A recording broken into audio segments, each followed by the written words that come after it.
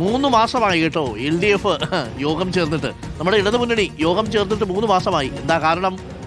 പ്രതിപക്ഷ ഉപനേതാവ് പദവി തർക്കം തന്നെ. പിണറായി വിജയന് ശേഷം ആരാണ് സഭയെ പ്രതിപക്ഷ നേതാവ് ആവേണ്ടത് എന്നുള്ളൊരു ചോദ്യം ഉണ്ടല്ലോ. അഥവാ പിണറായി വിജയനോടൊപ്പം പ്രതിപക്ഷ ഉപനേതാവായിട്ട് CPIക്ക് സ്ഥാനം വേണമെന്ന് CPI പറയുന്നു.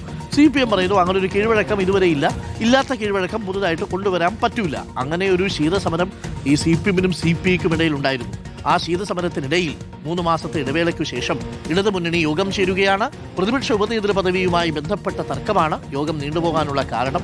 AKG സെന്ററിൽ വൈകിട്ട് 4 മണിക്കാണ് യോഗം. സർക്കാരിനെതിരെ യോജിച്ച പ്രക്ഷോഭങ്ങൾ നടത്തുന്നതുമായി ബന്ധപ്പെട്ട വിഷയങ്ങളാണ് യോഗത്തിലെ പ്രധാന അജണ്ട. അതേസമയം ഉപനേതൃ പദവി വേണമെന്ന നിലപാടിൽ CPI ഉറച്ചു നിൽക്കുകയാണ്. ഇന്നത്തെ യോഗത്തിൽ ഈ ആവശ്യം ശക്തമായി ഉന്നയിക്കും. എന്നാൽ പ്രതിപക്ഷ ഉപനേതൃ പദവി CPIക്ക് നൽകേണ്ടതില്ലെന്ന തീരുമാനത്തിലാണ് CPIM.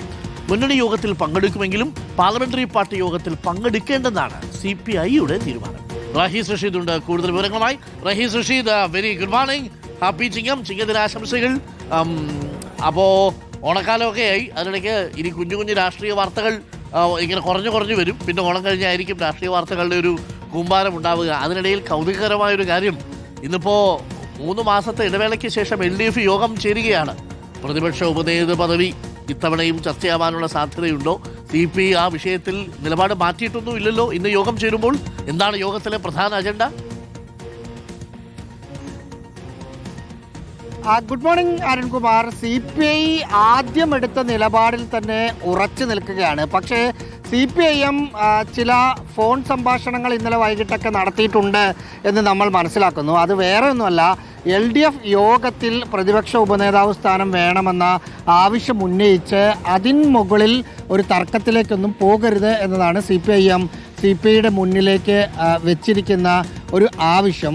അത് CPI അംഗീകരിക്കാനുള്ളൊരു സാധ്യതയുണ്ടെന്ന് ചില CPI നേതാക്കളോട് സംസാരിച്ചപ്പോൾ മനസ്സിലാകുന്നുണ്ട്. അങ്ങനെയാണെങ്കിൽ ഇന്നത്തെ LDF യോഗത്തിൽ പ്രതിപക്ഷ ഉപനേതാവ് സ്ഥാനം സംബന്ധിച്ച ചർച്ചകൾ നടക്കാൻ സാധ്യതയില്ല. ഇന്നത്തെ യോഗത്തിൻ്റെ ഒരു പ്രത്യേകത, നിയമസഭാ തെരഞ്ഞെടുപ്പിൽ വലിയ പരാജയം ഏറ്റുവാങ്ങേണ്ടി വന്ന LDF അതിനുശേഷം ഒരേ ഒരു തവണ മാത്രമാണ് യോഗം ചേർന്നത്.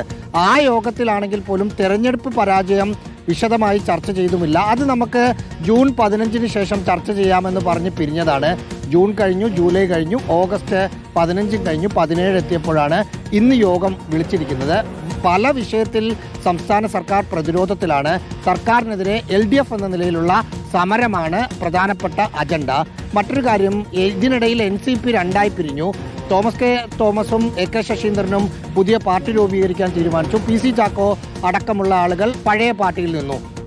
ഇന്നത്തെ യോഗത്തിൽ 2 പേരെയും വിളിച്ചിട്ടുണ്ട് എന്നതാണ് ഒരു പ്രത്യേകത. സാധാരണഗതിയിൽ ഔദ്യോഗിക പക്ഷം എന്ന് പറയുന്ന ആളുകളെ മാത്രമാണ് യോഗത്തിൽ CPM വിളിക്കാറ്. ഇപ്പോൾ INL ഒക്കെ 2ആയി പിരിഞ്ഞപ്പോൾ INL ഒരു വിഭാഗത്തെ മാത്രമാണ് വിളിച്ചത്. പക്ഷേ ഇന്ന് LDFൽ മുൻപുണ്ടായിരുന്ന NCPയിലെ 2 വിഭാഗങ്ങളെയും യോഗത്തിലേക്ക് വിളിച്ചു എന്നൊരു പ്രത്യേകത കൂടി ഇന്നത്തെ യോഗത്തുണ്ട്. വൈകിട്ട് 4 മണിക്ക് AKG സെന്ററിൽ വെച്ചാണ് യോഗം ചേരുക. Arun. Okay, thank you Rahees റഷീദാണ് വിവരങ്ങൾ നൽകിയത്. Thank you Rahees Rasheed. അപ്പോൾ പ്രിയപ്പെട്ട പ്രേക്ഷകരെ,